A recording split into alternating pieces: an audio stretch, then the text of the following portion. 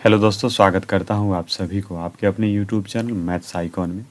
दोस्तों, पिछले क्लास में हम समानुपात के प्रश्नों को बतला रहे थे और कुछ प्रश्न बचा रह गया था। आज उन सारे प्रश्नों को इसी वीडियो में बतलाने वाले हैं, इसीलिए आप वीडियो में अंत तक बने रहिएगा। तो चलिए बिना देर किए वीडियो को शुरू करते हैं। 74 नंबर क्वेश्चन है, 12 तथा 30 के तृतीयानुपाती तथा 9 एवं 25 के मध्यानुपाती का अनुपात क्या होगा। सबसे पहले हम 12 तथा 30 के तृतीयानुपाती निकाल लेते हैं। 12 और 30 के तृतीयानुपाती निकाल लेते हैं। तृतीयानुपाती निकालना है तो क्या करेंगे, तीसरे स्थान पर मान लेंगे कुछ न कुछ। हम मान लिए कि तीसरे स्थान पर x है। अब इसको अरेंज करके लिखना है तो क्या करते हैं, बीच वाला को डबलिया देते हैं। समझिएगा, 12 अनुपात 30, फिर समानुपात, और 30 इधर भी रहेगा, 30 फिर अनुपात x। इसी तरह से ना लिखते हैं। अब समानुपात का हल करने का तरीका होता है नज़दीक का गुना नज़दीक से और दूर का गुना दूर से। तो 12 से x में गुना हो जाएगा तो होगा 12x बराबर 30 गुने 30, 30 गुने 30। 6 से 6 दूनी 12, 6 से कटेगा 5 बार में, 2 से कटेगा 30 15 बार में। x का मान कितना निकल गया, 15 पचे 75। अब इसके बाद देखिए क्या बोला गया है, 9 एवं 25 के मध्यानुपाती। 9 एवं 25 का मध्यानुपाती, 9 और 25 का मध्यानुपाती। तो क्या करेंगे, मध्य में कुछ मान लेंगे। यहाँ पर x माने हैं तो यहाँ पर हम मध्य में मान लेते हैं y। मध्यानुपाती बोला इसीलिए मध्य में मान लेंगे।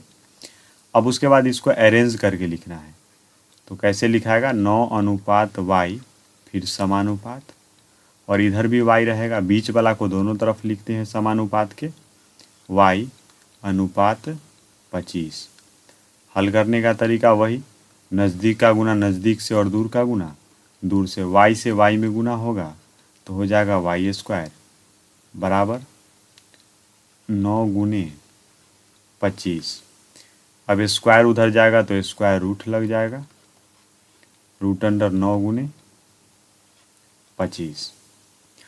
अब देखिए 9 का वर्गमूल होता है 3 और 25 का वर्गमूल 5। तो कितना निकल गया y का मान, 5 तिया 15। x का मान निकला 75 और y का मान निकल गया 15। हमसे क्या पूछा गया था, 12 तथा 30 के तृतीयानुपाती। तो तृतीयानुपाती निकल गया कितना, 75, और 9 एवं 25 के मध्यानुपाती। 9 और 25 का मध्यानुपाती निकल गया 15 का अनुपात क्या होगा, यानी कि x अनुपात y हमसे पूछा गया है। तो देखिए x का मान कितना है 75 अनुपात y का मान कितना 15। अब इसको हल कर दीजिए, 15 एका 15, 15 पचे 75। कितना रेशियो निकल गया, 5 अनुपात 1।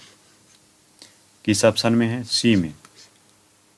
75 नंबर क्वेश्चन है, यदि a तथा c का मध्यानुपाती b हो तो a माइनस बी के होल क्यूब अनुपात b माइनस सी के होल क्यूब बराबर क्या होगा। a और c का मध्यानुपाती दिया हुआ है b, a और c का मध्यानुपाती दिया हुआ है b, और हमसे पूछा जा रहा है a माइनस बी के होल क्यूब अनुपात b माइनस सी के होल क्यूब। सबसे पहले हम इसको अरेंज करके लिखते हैं तो इसको लिखेंगे a अनुपात b, फिर समानुपात b अनुपात c।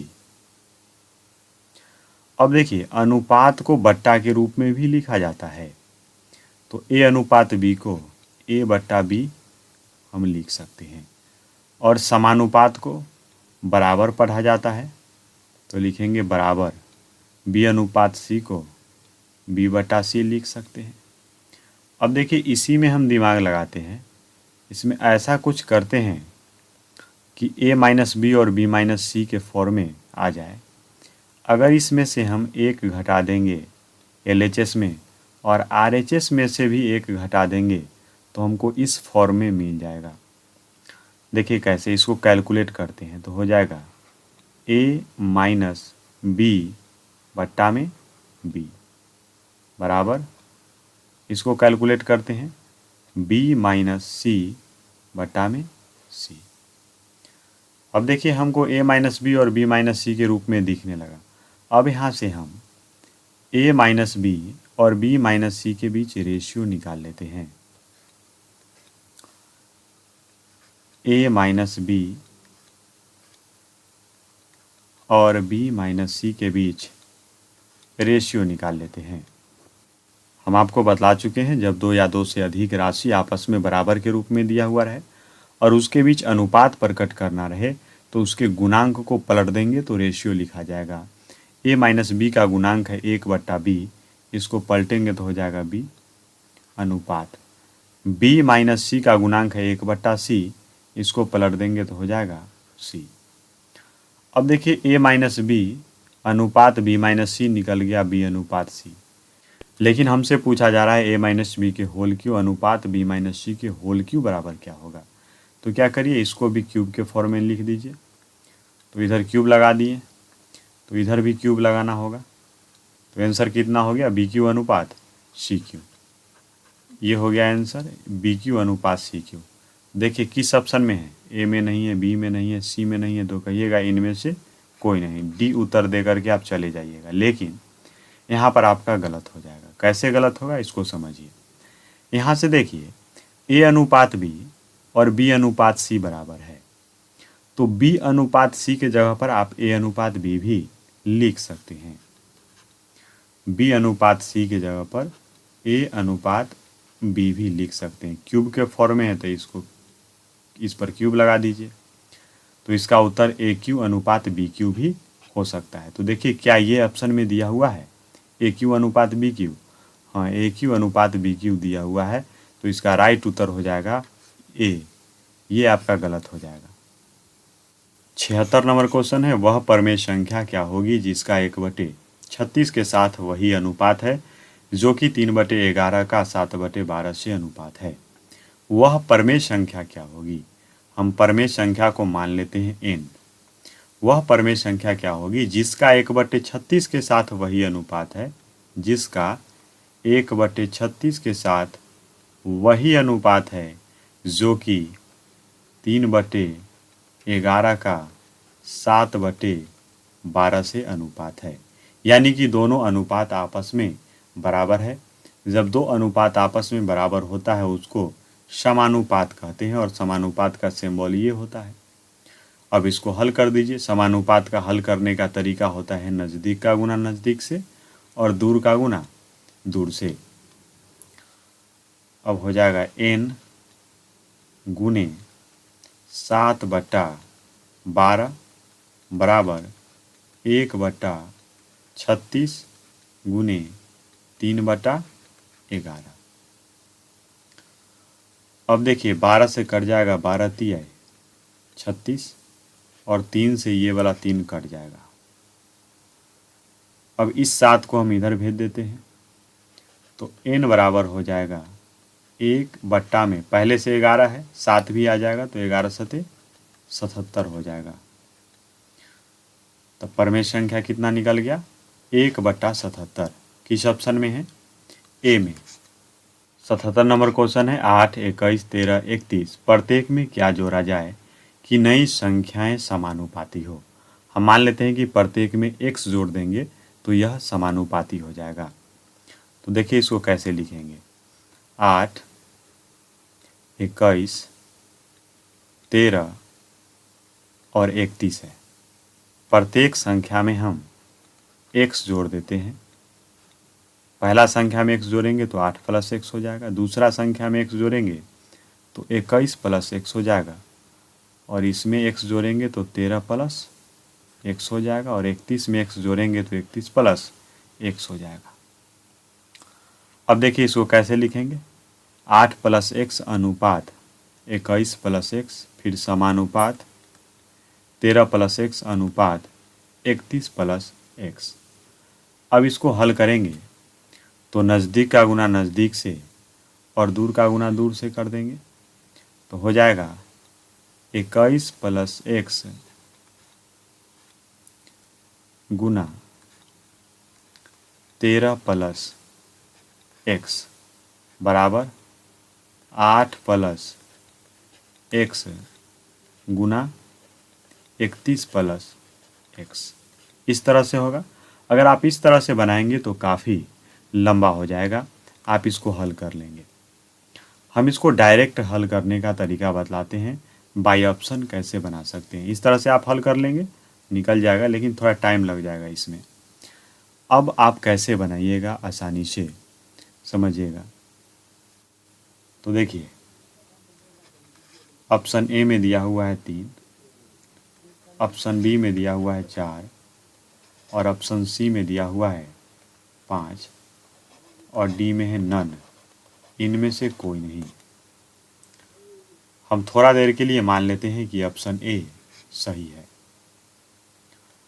यानी कि प्रत्येक में अगर 3 जोड़ देंगे तो ये जो संख्या है समानुपाती हो जाएगा। तो देखिए, हम जोड़ के देखते हैं। 8 में 3 जोड़ेंगे तो 11 हो जाएगा, अनुपात 21 में 3 जोड़ेंगे तो 24 हो जाएगा, फिर बराबर, बराबर या समानुपात कहिए, बात वही है। 13 में 3 जोड़ेंगे तो 16 और 31 में 3 जोड़ेंगे तो हो जाएगा 34। अब देखिए, यहाँ पर कट रहा है 2 से 8 बार में और 2 से 17 बार में। तो क्या दोनों अनुपात आपस में बराबर है? देखिए, इधर निकल गया 11:24 और इधर है 8:17। तो दोनों आपस में बराबर नहीं है, यानी कि दोनों समानुपात नहीं है। तो इसका ये जो फर्स्ट उत्तर है नहीं हो पाएगा। अब हम दूसरा ऑप्शन को चेक करते हैं। हम मान लेते हैं कि 4 को अगर जोड़ देंगे प्रत्येक संख्या में तो वह समानुपाती हो जाएगा। अब 4 को जोड़ते हैं, 8 में 4 जोड़ेंगे तो हो जाएगा 12, अनुपात 21 में 4 जोड़ेंगे तो होगा 25, बराबर 13 में 4 जोड़ेंगे तो हो जाएगा 17, अनुपात 31 में 4 जोड़ेंगे तो हो जाएगा 35। अब देखिए, 12:25 और 17:35 आ गया। क्या दोनों बराबर है? जब दोनों बराबर नहीं है तो समानुपात कैसे हो सकता है? समानुपात नहीं होगा। तो इसका बी उत्तर भी सही नहीं है। अब हम सी ऑप्शन को चेक करते हैं। मान लेते हैं कि 5 जोड़ देंगे प्रत्येक संख्या में तो वह समानुपाती हो जाएगा। 5 जोड़ करके देखते हैं। 8 में 5 जोड़ेंगे तो 8 5 13 हो जाएगा। 21 में 5 जोड़ेंगे तो 26 हो जाएगा, फिर बराबर 13 में 5 जोड़ेंगे तो 18 हो जाएगा, अनुपात 31 में 5 जोड़ेंगे तो 36 हो जाएगा। अब देखिए, इसको हल करते हैं। 13 से कट रहा है, 13 एका 13, 13 दूनी 26, 18 से 18 एका 18, 18 दूनी 36। 1:2 बराबर 1:2। जब प्रत्येक संख्या में 5 जोड़ दिए तो दोनों अनुपात आपस में बराबर हो गया, यानी कि समानुपात हो गया। इसका मतलब इसका राइट उत्तर क्या हो गया? सी। 78 नंबर क्वेश्चन है, 3 5 6 7 में से प्रत्येक संख्या में से कौन सी संख्या घटाई जाए कि प्राप्त चारों संख्या समानुपाती हो जाए। इस तरह के प्रश्नों को आप बाई ऑप्शन ही बनाइएगा, ज़्यादा बेहतर रहेगा। हम सबसे पहले फर्स्ट ऑप्शन को चेक करते हैं। मान लेते हैं कि थोड़ा देर के लिए अगर प्रत्येक संख्या में से 7 घटा देंगे तो ये संख्याएं समानुपाती हो जाएगा। तो 3 में से 7 घटाएंगे तो -4 होगा, अनुपात 5 में से 7 घटाएंगे तो -2 होगा, फिर बराबर 6 में से 7 घटाएंगे तो -1 होगा और 7 में से 7 घटाएंगे तो 0 होगा। अब देखिए, माइनस से माइनस कट जाएगा, 2 से 2 एका 2, 2 दूनी 4, इधर है 2:1 और उधर है -1:0। क्या दोनों बराबर है? दोनों बराबर नहीं है, इसका मतलब समानुपात नहीं है। तो ये पहला ऑप्शन इसका सही नहीं है। अब सेकेंड ऑप्शन को चेक करते हैं। मान लेते हैं कि अगर प्रत्येक संख्या में 9 घटा देंगे तो ये समानुपाती हो जाएगा। 3 में से 9 जाएगा तो -6 होगा, और 5 में से 9 जाएगा तो -4 होगा।